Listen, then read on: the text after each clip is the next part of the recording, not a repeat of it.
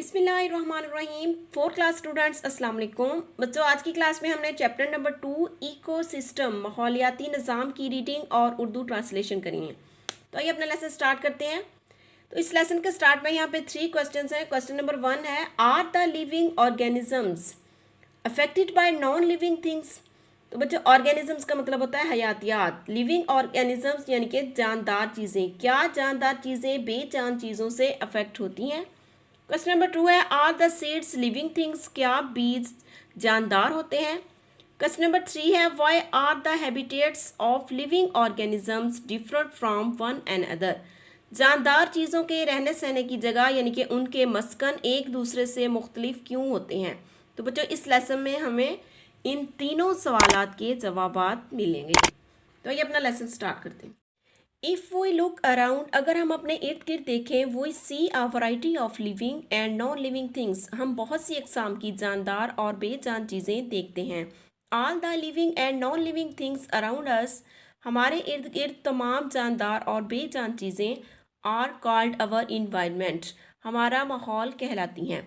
यानी कि हमारे इर्द गिर्द जो भी जानदार और बेजान चीज़ें हैं, ये हमारा माहौल कहलाती हैं।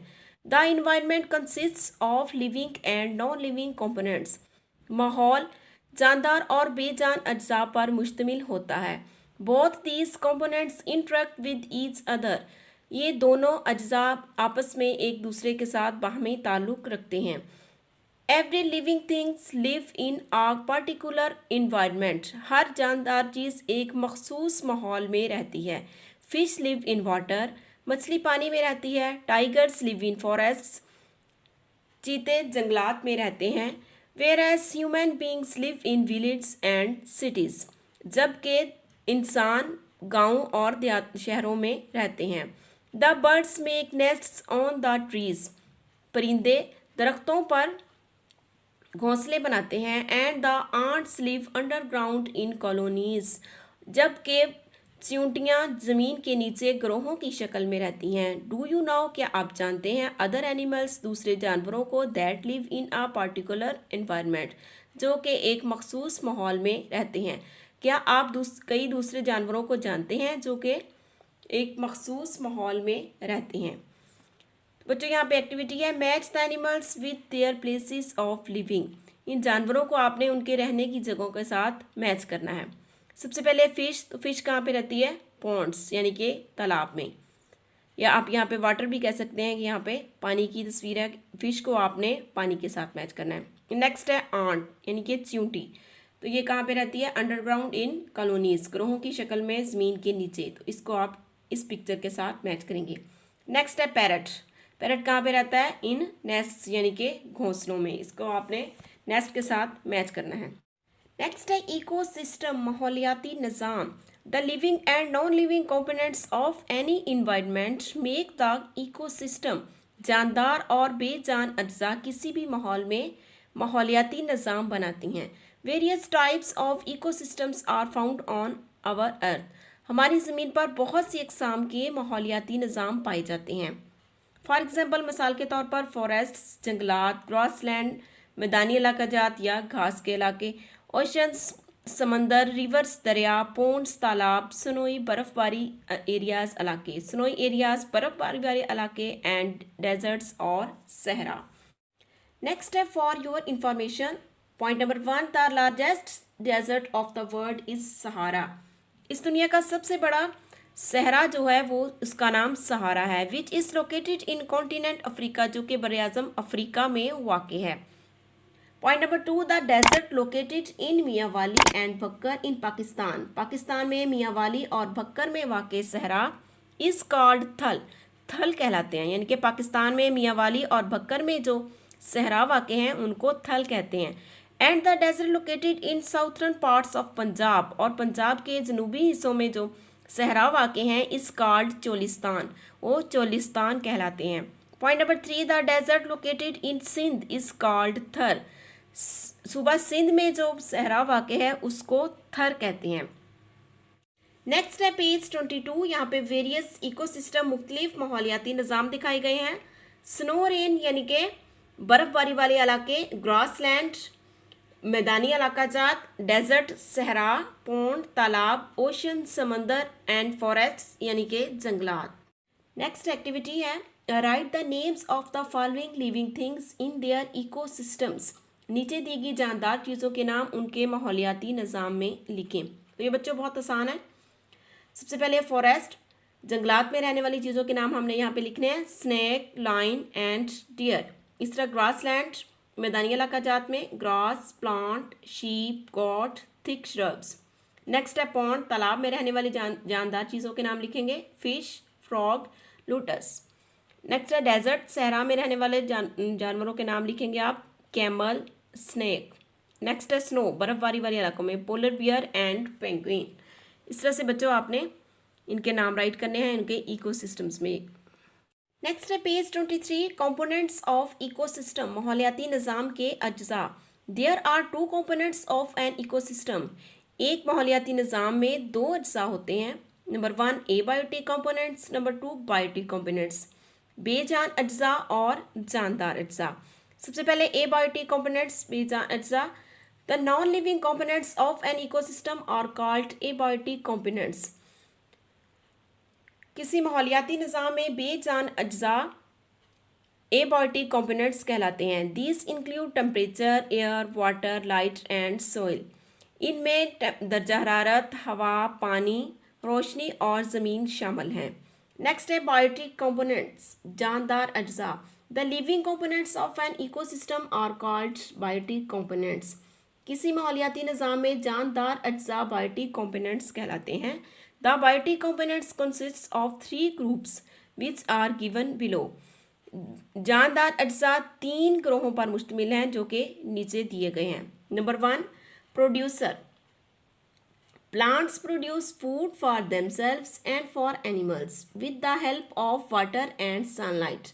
प्लांट्स यानी कि पौधे प्रोड्यूस पैदा करते हैं या बनाते हैं फूड, खुराक, फॉर देमसेल्व्स अपने लिए, एंड फॉर एनिमल्स और जानवरों के लिए, with the help of water and sunlight पानी और धूप की मदद से।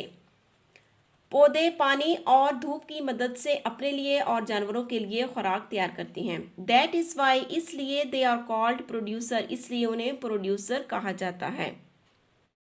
All the plants example given herbs, climbers, shrubs and trees are producers. तमाम पौधे मिसाल के तौर पर जड़ी बूटियाँ, बेलें, कांटेदार झाड़ियाँ और दरख्त प्रोड्यूसर हैं।